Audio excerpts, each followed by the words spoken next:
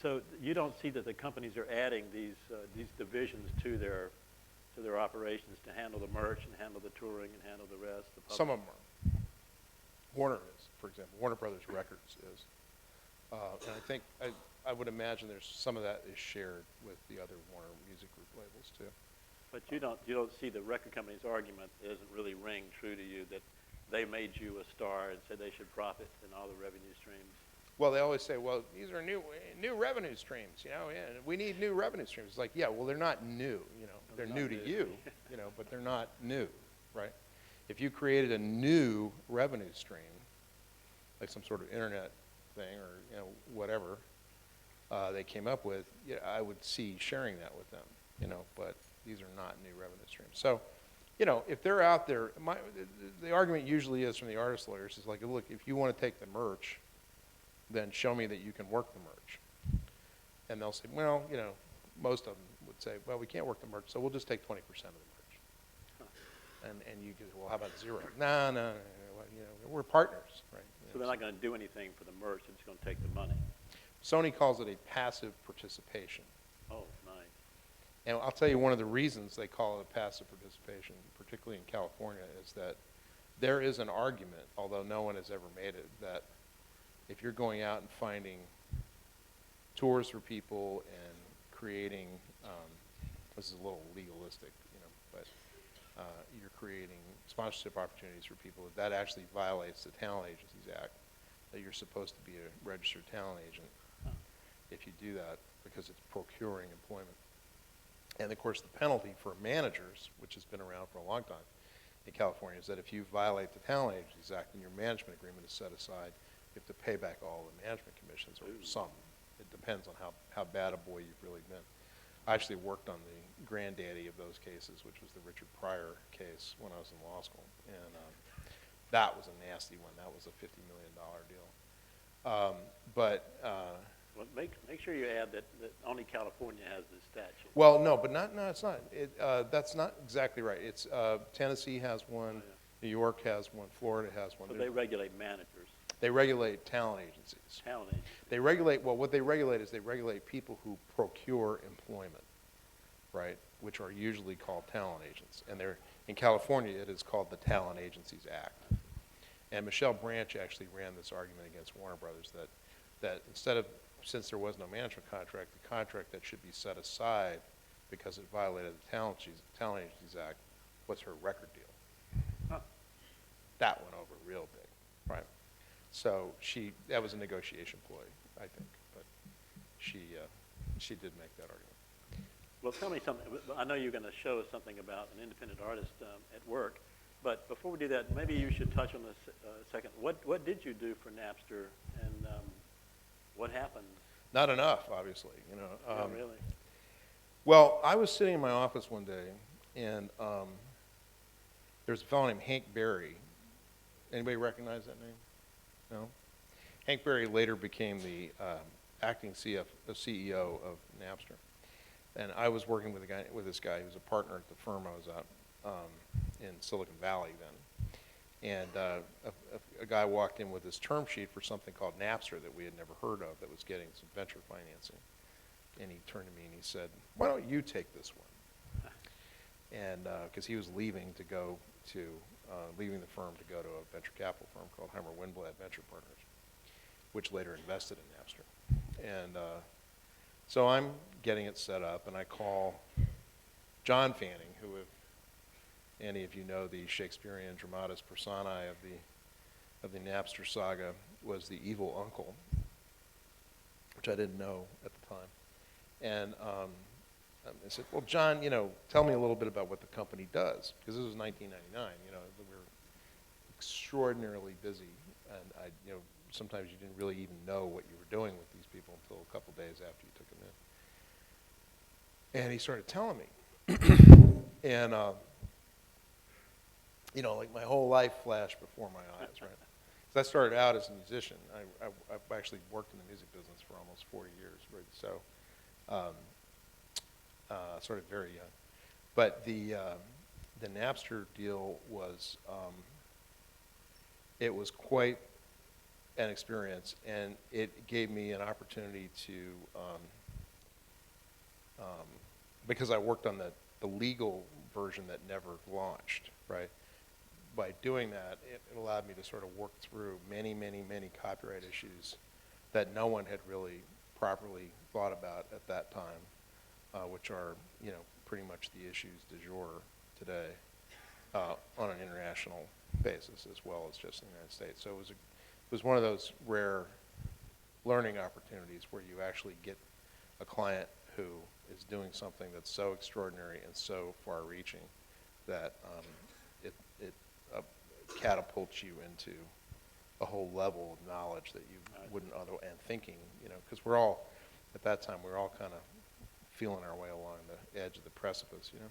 You think the record business was made the right move trying to kill Napster? Idiotic. Idiotic move, because they should have harnessed it and made money from it. Yes, and we tried real hard. And Well, some people did. I mean, you know, we had deals, people forget this, but we had deals with the Harry Fox agency on the mechanical I didn't know side. that. Yep.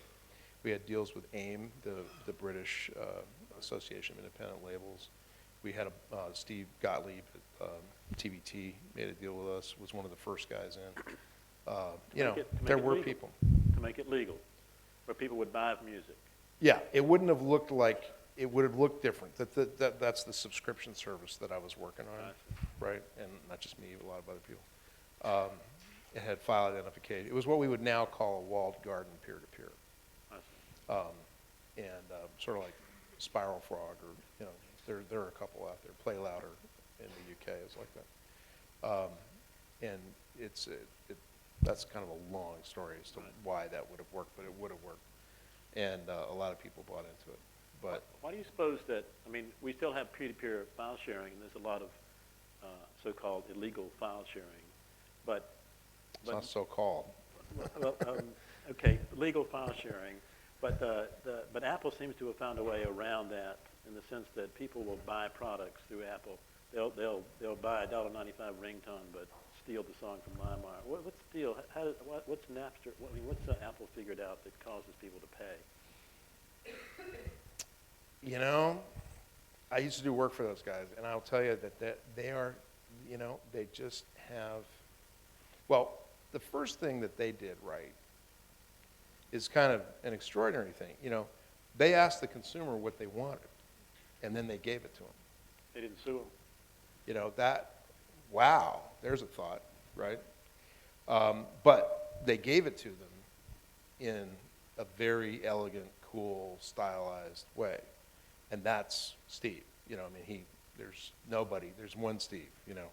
And I really worry about what will happen to that company after, you know, if he really is sick. But they have, you know, it wasn't him alone, but I mean, it was his vision, you know, that got it done. And he, you know, he has somehow managed to make it cool for a lot of people to buy. And that is now like $1 billion business. I mean, the iPhone App Store alone throws off something like $50 million a year. And it's just getting started. Yeah, right. And that wasn't even something anybody really probably had in the plan, you know. So they have spent a lot of time on making a very high quality product available to a mass audience at a reasonable price, and they've succeeded, you know. And see, one of the reasons that I'll be a little cynical about this, not, you know, that's a shocking thought, but one of the reasons why they were successful, they owe in a large part to the major labels, right? Because if you were going around trying to make a deal, let's say, to set up retailers, which something we do. This is not a high turnover business. You know, there aren't that many of these deals. But when we would go around to set up retailers, and you'd go to license a catalog, let's say from a major label, for example, they would all tell you basically the same thing. If your name is Steve Jobs, you get to license it. First of all, you have to license it in DRM. And if your name is Steve Jobs, you get to license it in a form of DRM that people want. And if your name isn't Steve Jobs, you get to license it in a form called Windows Media that nobody wants, right? can't do it at MP3, could never do that, right? And so they would go and, there'd be these people who I think were just desperate or foolish or both, who would make these deals and pay them millions of dollars in advances for their catalog, right? For the opportunity to sell in a format that no one wanted. Now, I know this to be true because, well, I mean, not the licensing part, but I know about the disparity in revenue from these things because I know by asking friends who work at labels what their revenue side is, right? And so I can tell you that of digital download, permanent digital download revenue, which is not including ringtones or subscription, but permanent digital download revenue, iTunes accounts for 95%, 90 to 95% of their revenue, which means that all the people who had the money to launch a consumer brand for a music service, such as AOL, Yahoo, Rhapsody, all these people, are fighting over the other 5%. And they're spending a lot of money to do it. So all the people that could have competed with Apple are basically fighting over other.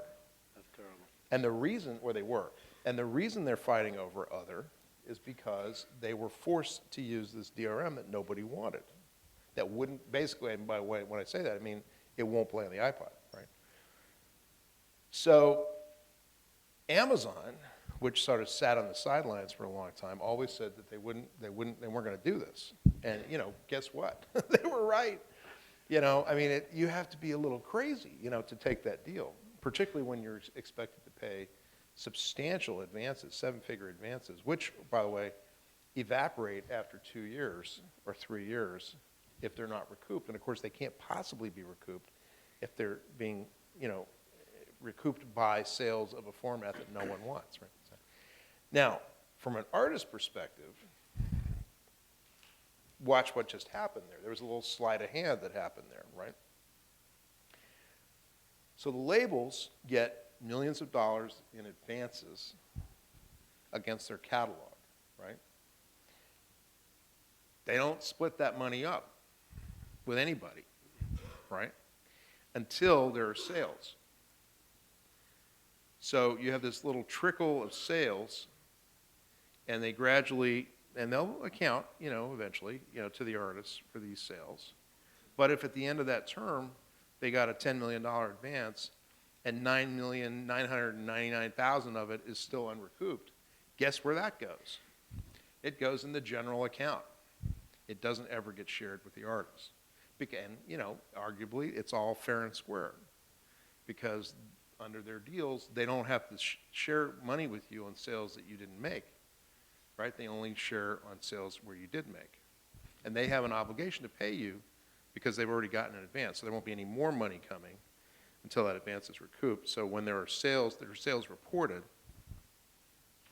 but the payment for those sales to the at the artist level comes from the label itself, which moves money from the advance column that they got, let's say from Rhapsody, over to the royalty obligation column, right? So basically this thing has been one gigantic income transfer program from the VCs to the labels. Yeah. And that's starting to change now because you had people like Amazon who are a mighty force, in retail, just waited out.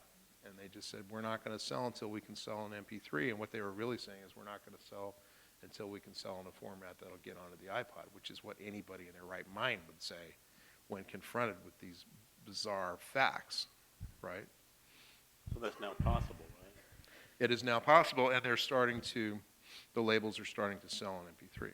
Major labels are starting to sell on MP3. And when we launched the next Sean Fanning company that I work with was called Snowcap, and we had a program called My Store, which some of you may have run into on MySpace.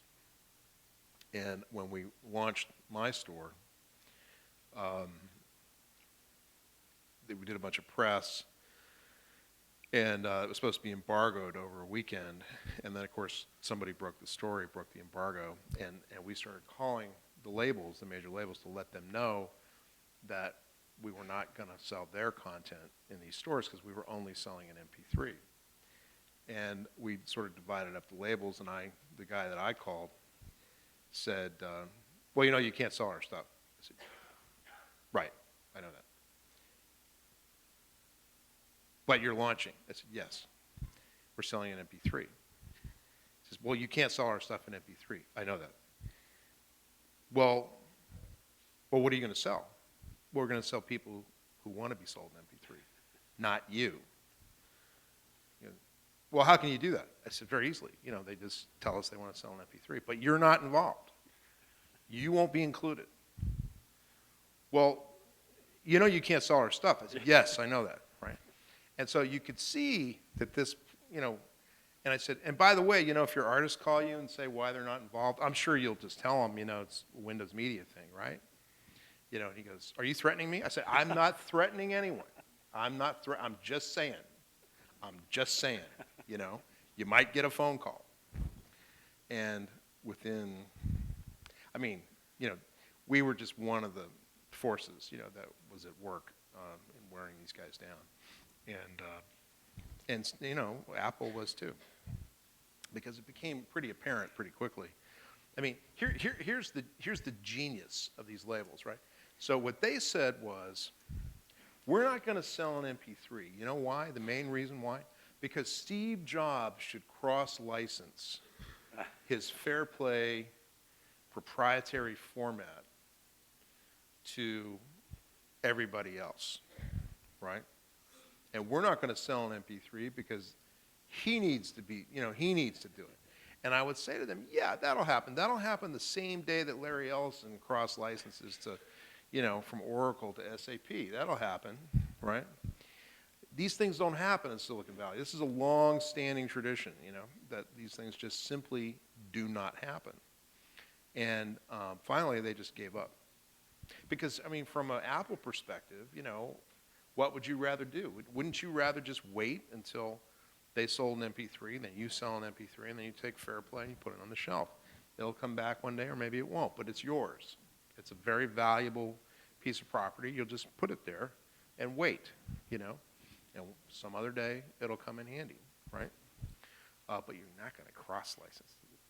So let's see. So you gave me sanctuary for all these years because you forced these guys to sell an MP3 in Windows Media, and now you want me to not only create competition for myself, but you want me to give them the tools with which they will compete with me. You don't get to be Steve Jobs thinking like that, right? This is what he calls primitive thinking. Yeah. So, anyway, that's... But you have a low opinion of the music business as far as its strategic... I don't have a low opinion of the music business, but I have record companies. A lot of history with these guys, and it's the same guys. It's like a Thanksgiving dinner with 8 crazy uncles, and they just won't die, They just keep coming back. They won't die. They keep holding on, And, and it's the same conversation, It's like one guy starts talking about Reaganomics, another guy starts talking about socialism, And it's like, this is going to happen. Before you get there that this kind of conversation, I don't know if you have families like this. I do. And that this is going to turn into some bloodbath, before you get to the sweet potatoes, And so that's what it's like dealing with these guys, going in. And you sit there and you watch them, and they'll say, man, no MP3, no, we had DRM, it's all the way. And then what they do is they don't do the smart move, right, I think, would have been to sell an MP3 but watermark the MP3. And I'll tell you why. The biggest problem you have on file sharing networks, if you're ever going to be able to monetize these things, and this is something I have thought about for, almost 10 years now, which is a shocking thought. But you need to know what these things are. At some point, you can't really sniff the packets. That's not going to work too well. But you might be able you would be a lot better off if you just at least tagged them with some identifier, because that gives you a hook. That gives you some place to start. Not a hash, but like an actual file identifier that could go in the header of the file, right? of the MP3 file. And, you know, of course they didn't do that, so. What do you think about the idea of that's been floated around now about charging people extra for using their IP address? It's kind of a toll on the internet. For using their IP address? Well, I mean, let the internet providers charge the users a fee. Oh, like this Like $5 a month, everybody Yeah. pays a little bit. Yeah. You don't like tolls. Well, no, it's not so much that. I mean, the problem with it is not so much the collecting part, it's the accounting to the artist part. Because and this gets back to the identifier issue, if you don't know what the thing is, you're going to charge somebody money for something you don't know exactly what it is, and then you're going to have to find some proxy for accounting for it to the artist, right? Because you can't, I mean, if you do what's called deep packet inspection, which is where you're looking at the network cache, like for a whole network, right? Like the Loyola cache. That cache is getting overwritten frequently, maybe not quite that fast, but it is getting overwritten. And if you look at these packets, because the internet is a packet switch network, you know, you don't really have a whole thing to look at. I mean, when you send anybody not know what a packet switch network is? Why don't you tell them? Okay, so it's okay if you don't, you know. So the internet, and this is a gross oversimplification. If there's any tech people here, they'll all, you know, laugh at me. Okay, but basically what happens is the internet, when you send something over the internet, send a file over the internet, it breaks it into packets, and it slaps identifiers on each of these bursts of packets. And when it gets to the server and it knows where it's supposed to go. Like an email is a great example of this, right?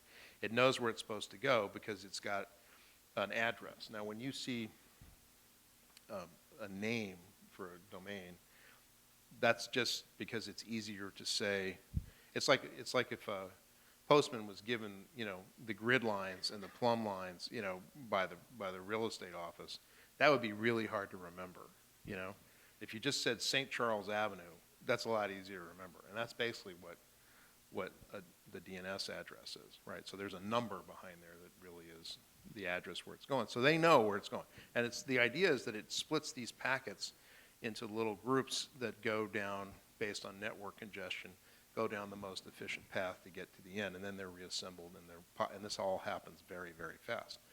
So when you send an email, it looks like you're sending a file, right? But you're really sending packets, and it's a graphical representation of something that isn't really there, you know. But then, by the time it gets to you, it really is there. But it's been on quite a journey by the time it gets to you. So, if you're going to try to figure out how to account, right, for one of these things, like what tracks people are listening to, if you don't have anything at the client level, right, you're always dealing with these packets, meaning like if you don't have a plug-in for LimeWire, for example, that would allow you to figure out, and Snowcap has this, right, that would allow you to figure out what's being shared, then you have, it's very difficult to figure out what's there. And so you're going to be looking at packets, and all that's really going to tell you is that, well, you know, there were 6 seconds of, you know, born to run that passed over the server like in the last 4 minutes. That's really all it tells you. Yeah. So that's not going to work. Do you have another idea what might work? I think any of this stuff at the network level, trying to control this stuff at the network level, like monitor and track and all that, it's very difficult. You think that it's... But the client level is not difficult at all. Well, I should say it's not difficult at all, but it's... The other thing, I mean, if you're going to do it at the network level, you've got to have something that can talk to, you know, this router might be Cisco, this router might be Oracle, you know, and servers are all, you know, and getting these things to just communicate with each other is like a major ordeal, right? Whereas if you have it at the client level, that's a major ordeal too, but at least that's fairly standardized across everyone who uses that piece of software, right? And if you can get to it when they're pushing out an upgrade, so that your plugin kind of just goes with it, you're not trying to get anybody to add it in or anything like that, then you have a much better chance of having it work. And then, and look, the truth is, there's going to be some of this stuff that you're just not going to stop. I mean, anybody who gets the idea that they can reduce piracy to zero is insane. We've never had zero piracy. So for you, file sharing is piracy? I think if you're taking stuff that doesn't belong to you, it's piracy. Piracy is not reproduction of that and selling it, or is it the act of sharing it is piracy for you? Well, sharing is sort of like I I was there when that term was coined, right? So I know why that term was coined. So piracy it's not as good. No, the sharing. If you ever saw the Napster hearing, the original Napster hearing, there was a great moment where, Dianne Feinstein was saying, well, and Hank Berry said, sharing, Senator. She goes, yes, sharing. And I thought, man, that was slick. That was slick, But yeah, I mean, the fact is that it's what you do about it. I mean, suing people is not the answer. Most of the things that they've tried are not the answer, clearly. Right? The answer is not to try to kill it. The answer is to replace it with something that works, right? The answer is to try to monetize it. I mean, we can monetize and this is with Napster. What we always figured was when we went to the pay service, you'd flip a switch, what we called the big switch. When we flipped the big switch, we'd lose about 90% of our users the first day, right? But we'd still have 10%. And at that time, we had 30 million users, right? So I'll take 3 million users, and then it's up to us at that point to try to get the rest of those people back. Now, maybe we're not going to get them all back, but we could get some of them back. But even if we'd had 10%, that would have been a nice little business, right? 10% paying, $10, $15, $20 a month, right? And that'd be nice. And then they're all there, you know where they are, and you can grow that. I mean, it took iTunes almost 2 years to get to that point, and find, on cash. Right? Maybe we should move back. I know our time's running out. You want to show this website. So we were Yeah. talking about what's good for the independent artist and how the best way to compete. And Right. you found the perfect website. Well, I found a good website. Also happens to be my client. So, all right. So this is a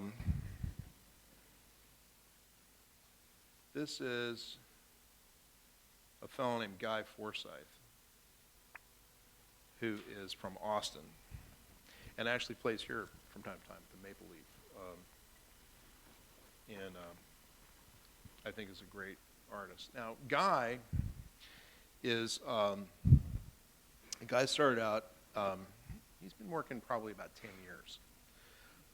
And he has had a couple record deals. And now, and I don't want to get into that because there's some activity on that, which I don't want to talk about. But he's now out of those deals, and he's on his own. And he's gotten a distribution deal for himself through SIMS, which is the Coalition of Independent Music Stores. There's a fellow named Don Van Cleve who runs a distribution company that's based through SIMS and services other stores too.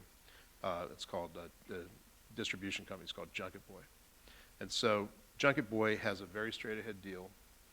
They don't take everybody, and it's like a record company. I mean, you have to sort of audition, to get in there.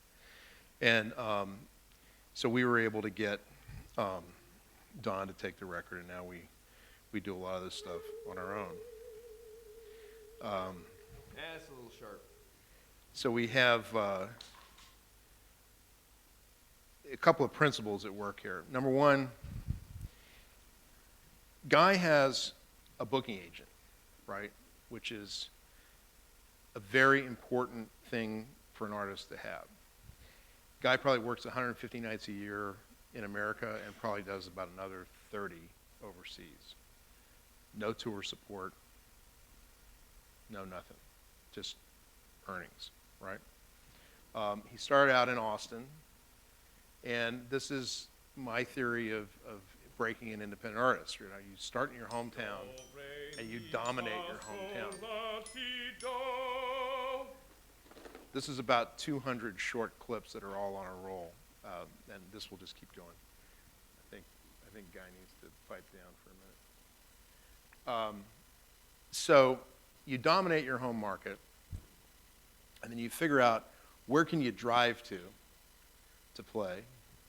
Do not, under any circumstances, try to take on the whole country at once. I mean, I've known a lot of people that said that, I'm going to go out and tour, everywhere. It's crazy, don't do it because you're just going to lose money and you don't have the infrastructure. As an independent artist, you will probably never have the infrastructure to really take advantage of that kind of activity until you've really kind of evolved quite a ways. Or as I am fond of saying, don't create demand when you don't have supply, right? So we've gradually branched out with him to the point now where we go all the way up. We played New York City 3 or 4 times in the last year.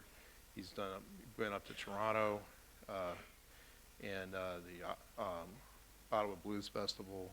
He's a blues artist, really. And then we managed to cobble together enough money to do this website. Now, this website is in lieu of, although we still have a MySpace page. Now, MySpace is, useful, right? But it's not the end of the world. And it doesn't really allow you to be portable, like with your email lists and your communication with your fan. When we have people sign up here, we own this. This is something that we can export to 4 or 5 different kinds of databases if we want to. You can't do that on MySpace. That's all within MySpace. Now, MySpace has other advantages, which is it's a great way to reach out to bands in other cities, like if you want to do show swaps or just try to build an audience that way, or even reach out to their fans, although some people don't really like that too much, and try to encourage them to come down to your show if you're playing there. But as you gradually reach out and you expand the areas where you can play and where you can make, get some guarantees, then you will gradually be able to work your way out in ever larger circles. And with Guy, it took about, probably about 2 years to get him to the point where he could really go up. We'll draw, 500 or 600 people in Manhattan now, And for a blues artist from Texas to draw 500 or 600 people in Manhattan, it's not easy to do. First of all, it's a very competitive town, and there's a lot of other things going on any night of the week. So, we were pleased that we were able to do that. And West Coast is next. We've basically left the West Coast alone for the last 2 years. We've been out for a couple of little quick shots to LA, but we haven't really spent a lot of time out there. So what he has here is just on the left side of the page, you see he's got his newsletter, so you can sign up here so he doesn't have to deal with the MySpace thing. You can sign up for SMS alerts, which are, a third-party provider that we integrated into the website. We've got, you can record a message to him. And not everybody uses all these things, but there are fans that like to use some of these things, right? So it's more ways to bring people into your world. And then down here we have direct links for these items here, right? So we've got different, we've got a link to our MySpace page. I actually have my own digital distribution company, so I actually do his digital distribution for practically free, because he's a client. But we also help with some of these other items that are listed here. Now let's talk about CDs and merch. One of the things that we started doing with him early on was we started having a really properly well laid out merch table and taking credit cards. There are ways you can take a credit card. And what we believe is that when people go out to shows, they go out with the cash that they're going to spend at the show, like their beer money, their cover, if there's a cover, And they don't come there with the intention of, you know what, let me take another $50 so I can buy some Guy Forsythe CDs. You know, that's not a thought process that most people go through when they go out to a show. So again, don't create demand when there's no supply, right? You also have to have a way, even if you've got supply and you've got demand, you also have to have a way for them to engage in commerce with you, right? So the way that most people engage in commerce in America is through a credit card. So if you don't take a credit card, you're sort of like out of a game that you really ought to be in. We have now probably 4 albums that we sell at the merch table. You know, they go from $10 to $20.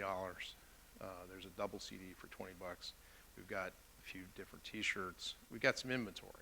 So if you've got a really big fan who had a great time, they can walk up, plop down that credit card, and they'll spend $150, you know, in one pop, and that's money that you wouldn't have made. We also have MP3s. We use MP3s a little bit differently. Some people sell MP3s. We use MP3s very often as kind of like an extra for something else, like a tie-in. For example, we did a soft seat show in Austin over Christmas because Guy's manager brought the guys back so they'd be off the road and be home, you know, most of the month of December. So we had to have a couple of shows in town, and that was a $25 ticket at the door, $20 in advance. And if you bought it in advance, we'd give you a couple MP3s. So basically, we've got kind of like, we kind of hoard tracks that we don't put out on everything else, so that we can use them for. We can use them for. 5 minutes, 3 or 4 minutes left. Okay. So what I would, you know, if you're interested in this kind of thing, I think this is a excellent learning tool here, because I think we've got pretty much everything that you would ever want to have on a website for an artist. We managed to get it done for about $5,000, which I think is value for money. Does he make money on that site? Yeah. Mm-hmm. Sure. We sell stuff through the site. I mean, it's increasing, you know. Most of the revenue that he makes is at shows. But we do some commerce here.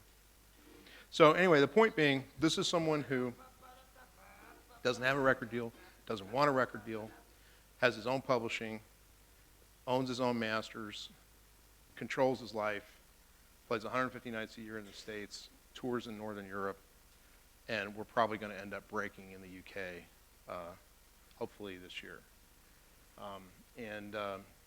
It can be done. You have to be careful.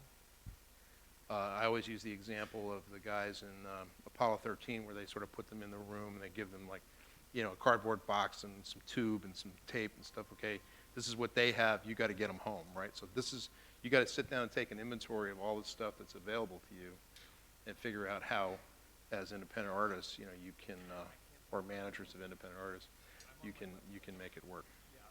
Thank you, Chris. Thank you.